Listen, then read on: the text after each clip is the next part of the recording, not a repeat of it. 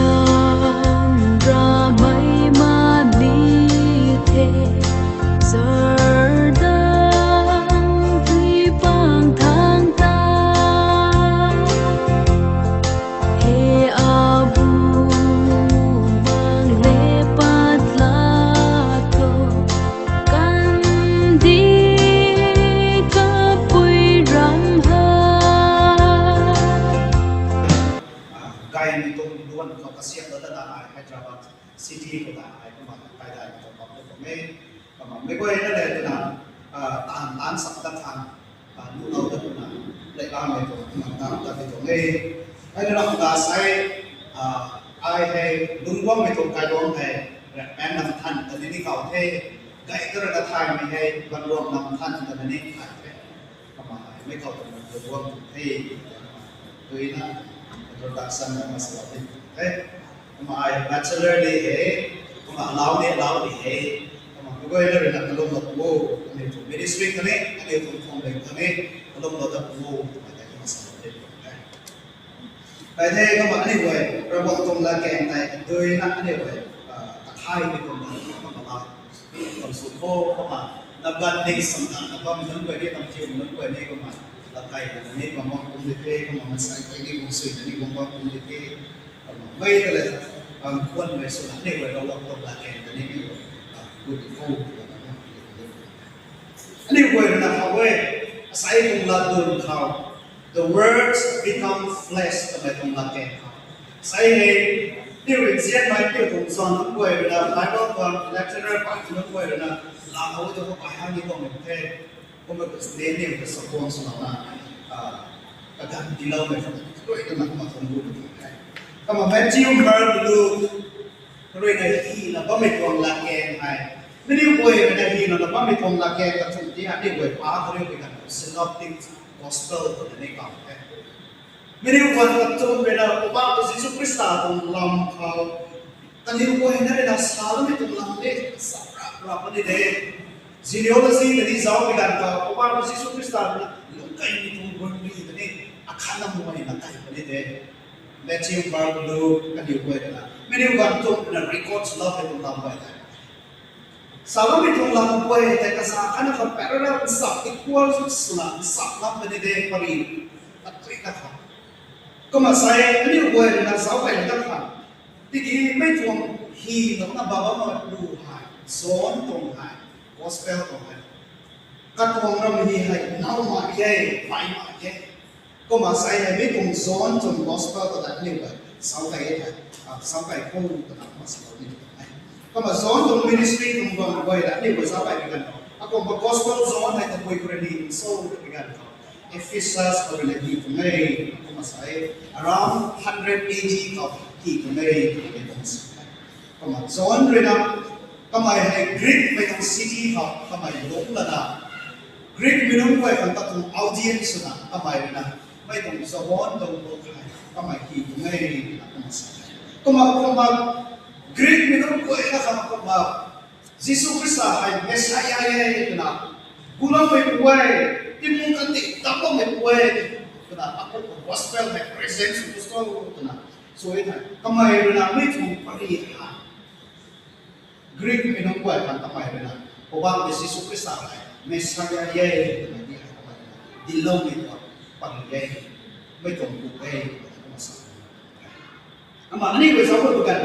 how to present Christianity in such a way that it will be understood to Greek. Ako mag-Greek minun ko ikaw. Sandaan minun ko ikaw. Ako mag-gospel.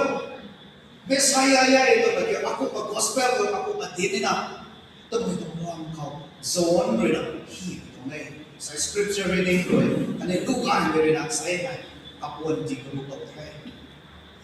Sa anyway, tanong na anyway, sa way bigan ka. Matthew, Mark, Luke, and you boy na apu apok nung boy kay Abraham keren nung kay kung ay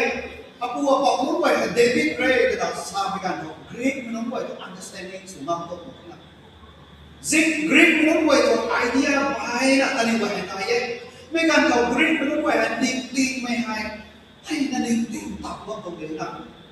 Yehudi minum boy person baik minum boy person Greek minum boy to Greek lampot ini tadi boy advance suhu tuan Ning tuan to tadi saat ini Greek minum boy advance suhu tuan teknologi biar saat ini tadi boy suhu tuan Greek minum boy even demokrasi kan sini tadi boy ni boy suhu karena tadi boy suhu ni lah Ning may tuan to tadi philosopher guide great thinkers tadi nah ini bangun to Greek minum boy Saya pun menunggu itu lagi aku gospel, upah masih superstar. Lahat ko rin naman sa sabuan ko ngayon, ako gospel din na so gospel zone rin ako may itong present so may itong pamalig ko sabay din ako. Greek minunggo ito, background kami tayo, concept dia anyway, idea dia anyway, ako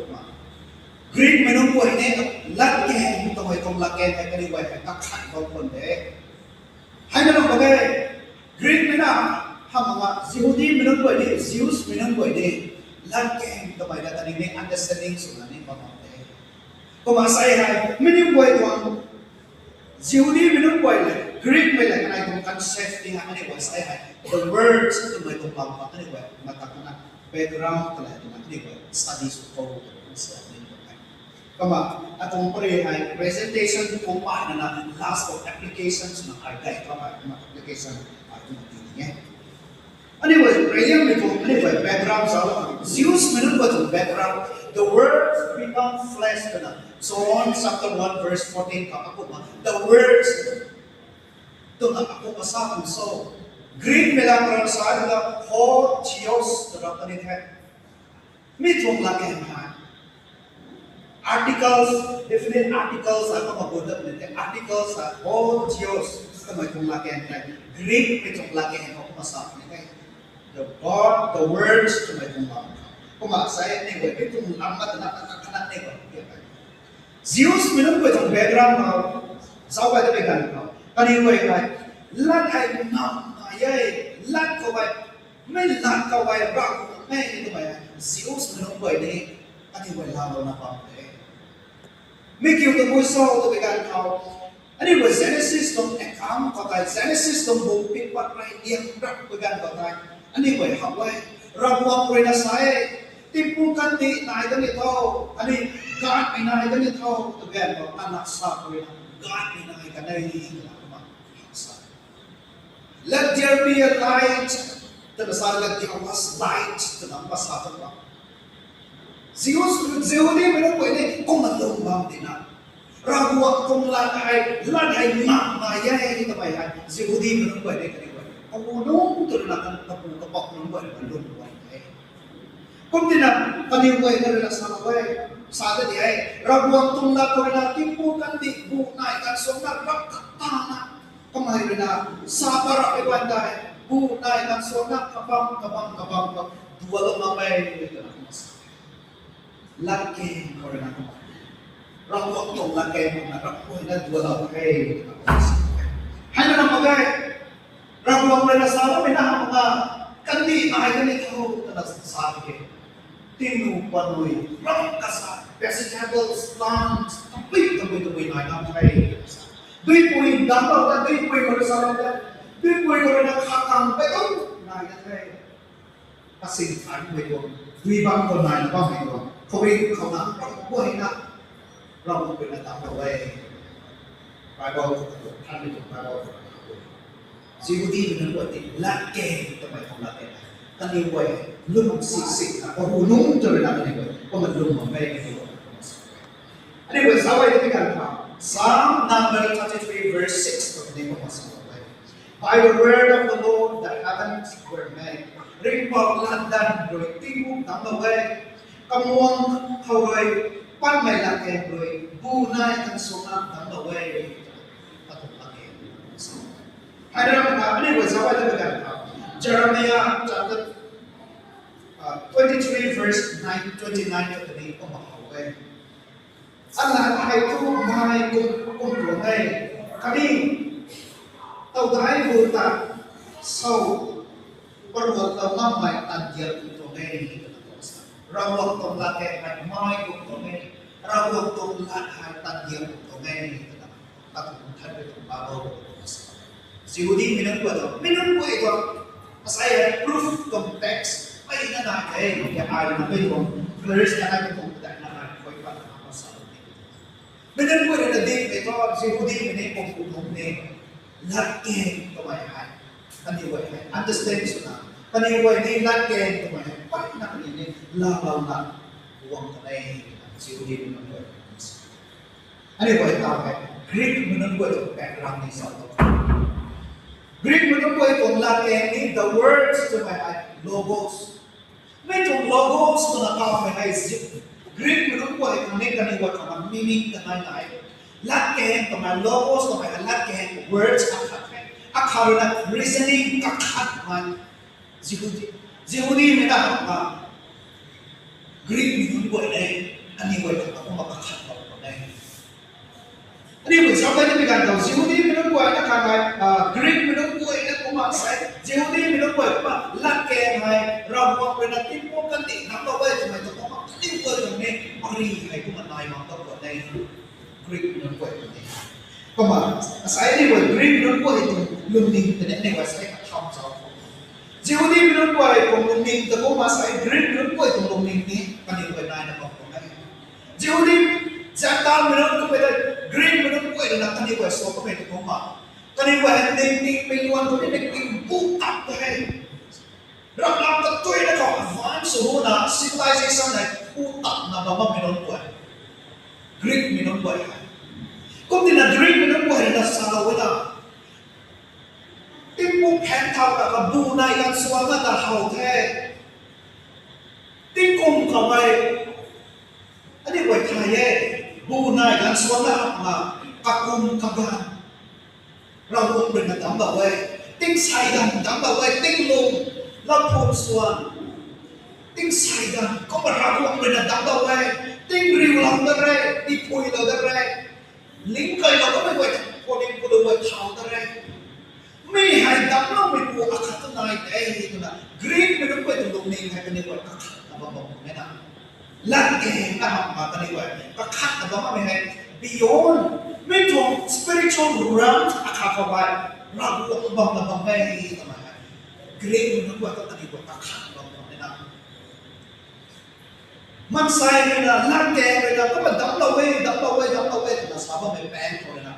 อันนี้วันลุกนะบอกว่าไม่ตรงกันดีเขาคำสว่างเราบอกให้ก้าวก็ทำไมบอกนะบอก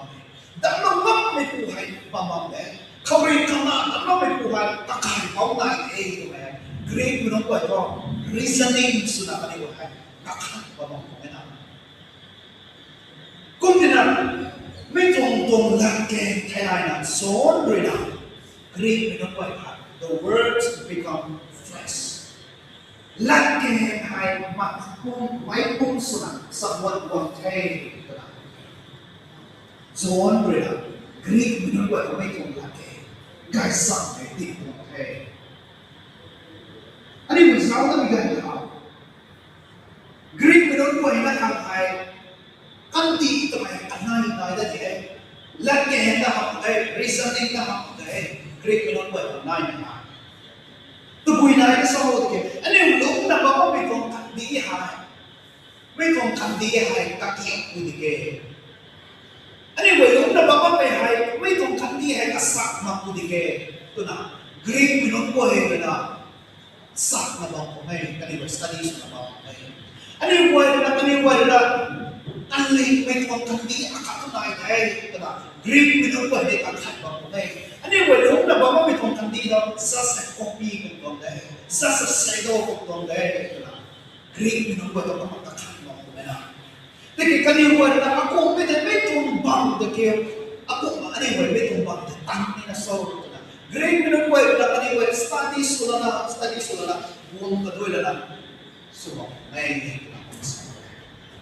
ผมบอกนี่ผมสบายดีนะครับ The great problem was how to get into the world of reality กษัตริย์ไม่ตรงกันดีเขาเกี่ยว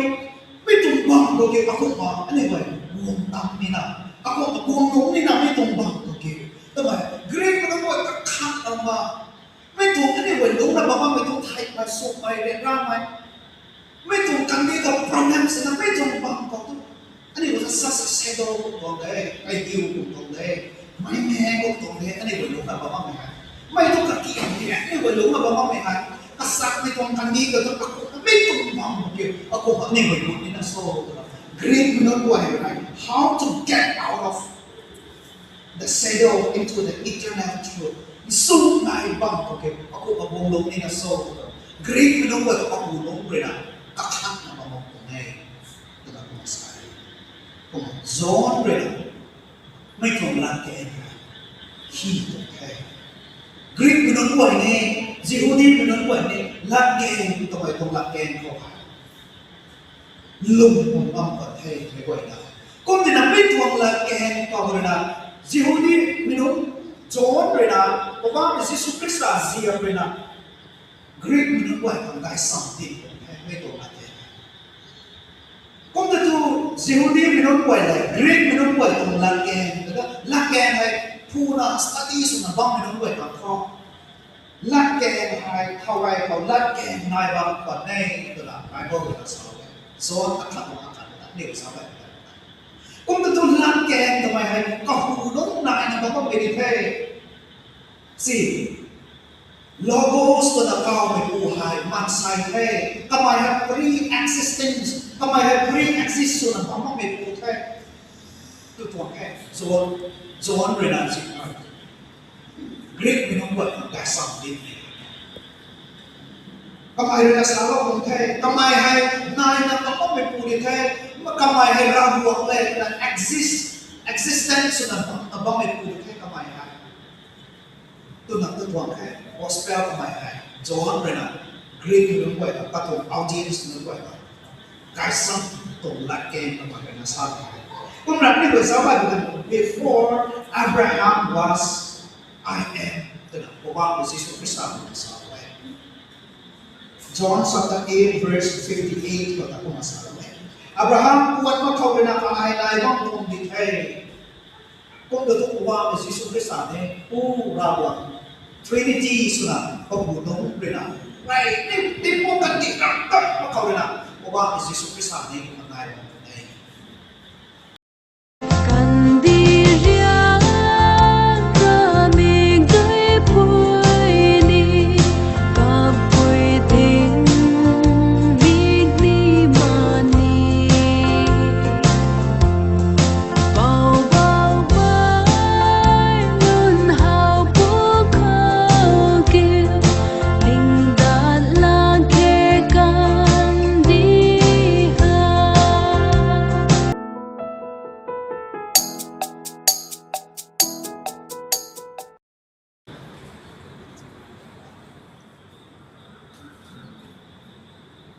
Ini executive part sudah bau sang dan fellowship lo dan sang dan pak lo mete kat ni ko glory god by mai ni lo tak ke sai hari na kan sok bang tai ni bu te ni na kan se bang kana sai bi tong hai ni bang ni ba lo tak lo ma ke chúng ta cho nên quay khám sấy hay thầu thì là một đi thế chúng ta cho nên quay sấy cho nên thầu là church thầu ai pastor để vô cùng sẵn ta tạm bằng cái mình không thế mấy đứa người luôn lại là nhiều cái thầy là tốt cái hệ nên nhiều người rồi lão không sống đấy lão không có đây nên nếu không sống đấy là thầy không biết bằng cái đây sấy cũng không bằng cái gì đó ra cũng đây là nung lông thì lông không nung để hay nó phải nó sinh học cái gì này thì sẽ là các bạn mới còn thế rồi và vậy là members của quầy được cái là người còn leaders của thầy là khó là người còn leaders đã set up set đủ không sau lưng đi câu sai cái là một tuần sau đi nên là chia là mấy thầy à tuổi church rồi leader được thì thầy là người đi thầy là thâu thì là sao là đi người còn thế và sẽ cái công thực hành học thế đó thực hành là sẽ phải hay là đi một thêm là chúng ta định thao một cái nghề này mình là sẽ chúng ta sẽ bảo giúp mình dạy mình đi về sự là không anh em quay được không executive số này sẽ secretary treasurer bài bài này anh em còn có elders học cũng từ lúc mình đi bay cái này nhé mà cái điều quay dẫn cả say khắc sudah cái quay đã dẫn từ phương sản tăng cái năm mà hay thì kita có mấy công ty cùng kalau ada orang fellowship link thao ra từ cái này kerip lan tan sắc lắm mày say former leaders cái quay cái đi là phân công về đồng hết cái điều này là anh em orang fellowship đồng hay thiên đai cái điều này là vô cùng sắc là tan công về dễ cái này say cái quay cái đồng gần là tàu có cái đồng hết cái cái đồng quan trọng sai cái năm cái đồng leader nó sẽ cái năm xoay hiểu được wow cái làเขาถึงเราไม่ได้ค่ะใส่ไปเท่ากับกันอยู่ไม่ต้องการให้การเท่าไม่ต้องกันเขาน้ำต้องช่วยเยี่ยมใจกันอยู่เขาที่เราดิ้วขังกันนะเขา เขาทุกคนเราไม่ได้บอกไทยในว่าไม่ต้องรัสไว้ก็ไว้ให้เราไม่น้ำบ้านนี้ไว้นั่งตักมาระวังวันสีแต่เนี่ยไว้ข้างตั้งตักไม่ต้องช่วยเฮียบุตรที่เราดูทำก็พูดกันเอาคนไหนกันไหนก็ทุกเรื่องทักษะในชั้นเขาทวนเขาไปเลยก็สร้างไม่ได้ไม่ต้องไงอาเมน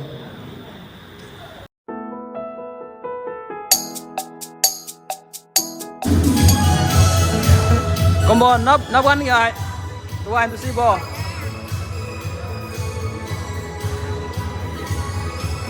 Madam, quay rồi, nắp one come on. Sắc, how the bra, hayo. Come on, slow. Luôn how come on.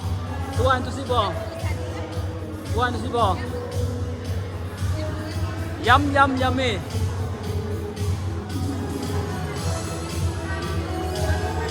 Hello, nó nêu quay tôi. Tôi ăn tôi xin bọc quay. Tôi ăn tôi xin rất luôn đi sao? Last summer mà. Hi bro, tôi ăn tôi xin bọc. He said, "Sak, kan sang quý. How the bra? Oh hey, Sunny. Hi bro. Guys, we are on YouTube. Now one combo, can quay rồi, tôi ăn xí bò. Ai đó xuống trộm một cái. Hello. Ngày nay này tu một con nắp gan cùng tu gan tu xí bò xả lỗ gì? Tu một con này xả lỗ.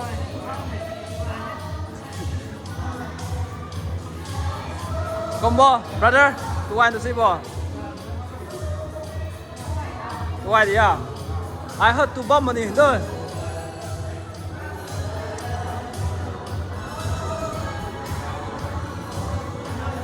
Nắp quán combo, cái quay thôi.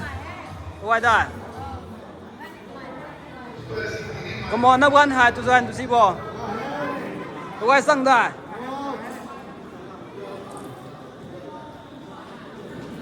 Ủa sao quay tôi? Nắp quán combo say quay sang thế này, tụi cái nó tụi lo nắp lại cái bèn hang, tại cái này đi hè, ai đó xuống trộm đấy cái, ông à cái bọn nó xuống nó nè.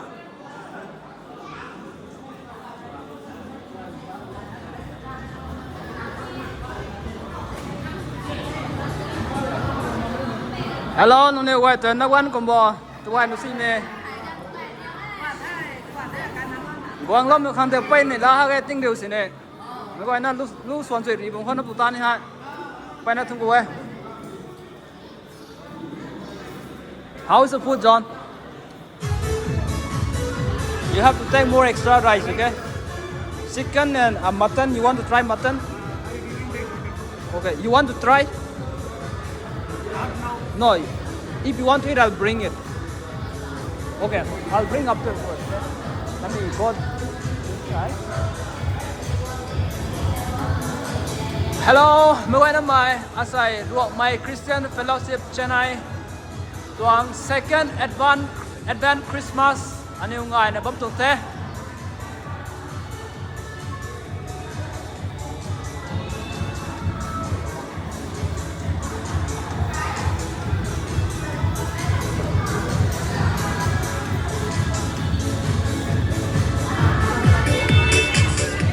Nắp quán thì hề lâu kia được ngồi rồi. Cặp bèn có tụi bom băng tôi nắp quán tụi anh tụi si bò. Tụi anh luôn. Hello baby. Hi, say hi. Nắp tụi con hả? Cặp bèn mấy băng tôi tụi anh ơi. Dễ tin nè. Cái lỗ không có tụi được bò tính đều tính đó. Tụi anh luôn.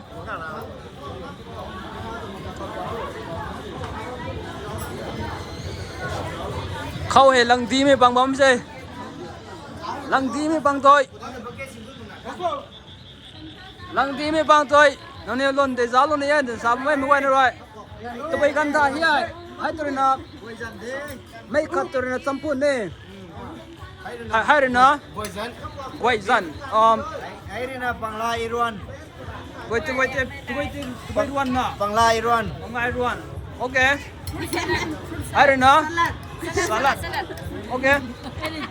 Hai rồi nó. Chicken chưa? Chicken, local Akan chicken. na plate ni. Local chicken. Chúng cô thì ha. Chúng gái thêm là sao gái thêm mua nữa mà.